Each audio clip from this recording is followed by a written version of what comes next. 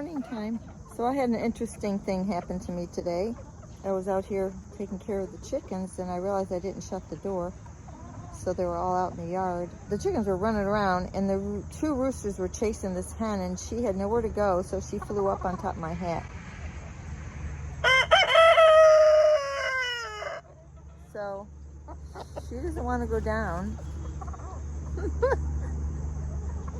So I don't know, I think I'm gonna have to let her down eventually here. Oh dear. My husband and I just finished butchering 18 chickens. Some of you have asked about the foot jello. There's probably about 16 feet in here. All we're doing is covering it with water. See, then I'm gonna just crock pot it until probably tomorrow morning. And here it's almost 9:30 a.m. this morning. We got up at 7 to do this. Took a couple hours. I think I'm going to let this sit probably for 24 hours. Okay, it's been 24 hours. Actually, I checked it at about the 12-hour mark, which was in the evening, and I was too tired to do anything with it. So I let it go another 12 hours. But you can see here that all of the collagen is off of the feet, just the bones. You can just 24 hours, and you can see the breakdown of the feet. All the collagen is off. So now I'm going to strain it and we'll have our jello. And you can see a little bit of fat floating at the top, but once I get it in a jar, I can scoop that out.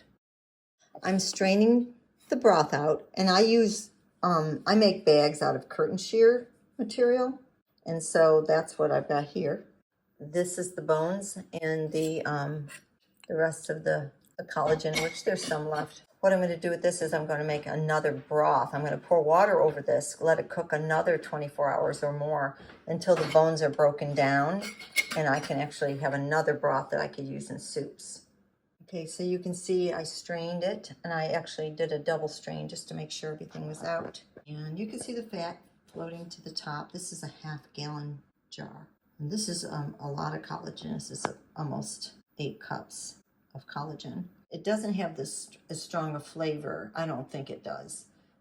When you add everything else to it, you can't really taste any chicken flavor or anything in it. So I'm going to ladle out the fat and put it back into this pot. Then I'm going to add water to the pot, and then I'm going to let that cook for longer to make another broth that I'll use in soups. Of course, this fat is good for you, so I'm going to, use that in my soup. So I'm just going to take this out, and I'll add more water to this, and then I have a nice broth. You can see a very thin layer, but that's not going to be a big deal. Okay, so I added my water, and I'm going to cover that, and then we're going to make the jello while this is hot. I have a very messy counter, but I'm going to attempt to share with you how to do this jello. So I'm using a big stainless steel bowl this time. Lots of times I have a lot of broth here at 8 cups, which I don't always have 8 cups, or it looks like there's about 7 cups in there. So I don't know how much it's going to fill the bowl, and I didn't want it to overflow. So I wanted to show you my frozen fruit, which I've always got frozen bananas. Here's my prickly pear, which is it's in cubes. So I'm going to put that in first. That'll turn it purple. And then I've got blueberries. I've got some strawberries here. These pears here have peel on them. They have the peel on them. When I froze them, I was in a hurry. I don't mind the peel. I put them in last time, and it's not a problem at all. So anyway, this is what I'm using. Sometimes if you don't have frozen fruit at home like I do, this all comes from my homestead except for the bananas. Then you can take a can of fruit cocktail or peaches or canned pears or whatever you want to put in there. I also have canned pears, so I could put those in too, but I'm trying to use up my frozen pears. So what we're going to do here is we're going to pour this broth in here. Okay, so I do got the broth in here. This is hot broth. And I'm going to dump my prickly pear in there, which is really just prickly pear juice. 1, 2, 3, 4, 5, 6, maybe 8 cubes. I don't want to get too much other juice in there because it would make it so that the gel isn't as stiff. So we want to kind of make sure that the gel is still nice and stiff, but I'll just put in about 8 cubes because the fruit is going to also cause it to soften up a little bit too. And we want to have a nice stiff jello. So as I stir this, you can see the cubes are melting, obviously, because the broth was hot. And then this is also a good time to add your sweetener because the broth is still warm, and so it'll melt any sweetener that you put in if it needs to dissolve. I don't like to put sugar in there. I might put some coconut sugar or some stevia, sweeten it with some stevia that I make, some stevia liquid. I also have xylitol, I have swerve. I used allulose last time, so I'll do that this time too. That turned out pretty good. It's already melted, and you can see the color. So I'll start with a 1/4 cup of allulose and put it in there, and then I'll taste it. Okay, I think it could use another 1/4 cup. Let's try that. With allulose, you have to use, for every tablespoon of sugar, you have to use 1 1/3 tablespoon of allulose.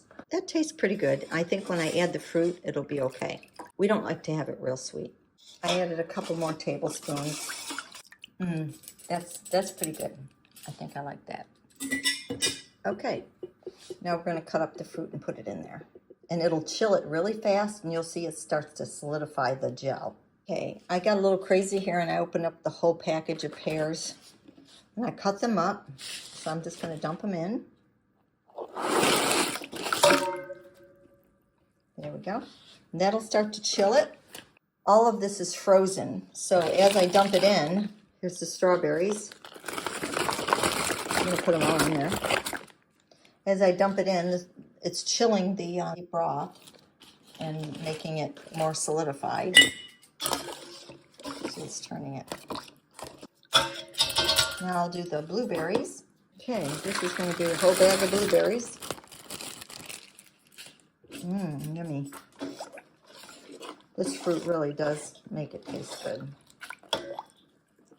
Okay, adding the bananas frozen, I think is a new thing. I'm not sure if I've done it before.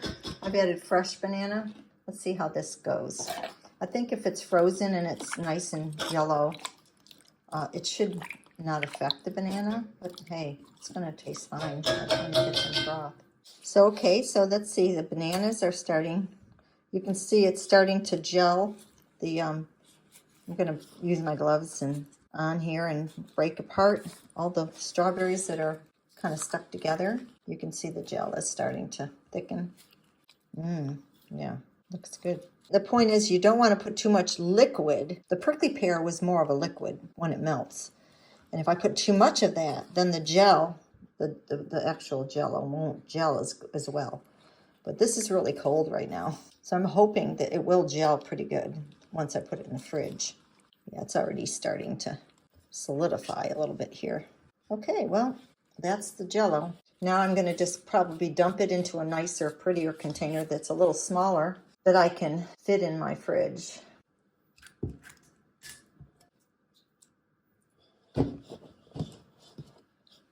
It's already starting to gel up. Okay, so I wanted to show you what this Jello looks like. See how it's nice and stiff after I had it in the refrigerator for a few hours. It really didn't take long and it stiffened right up.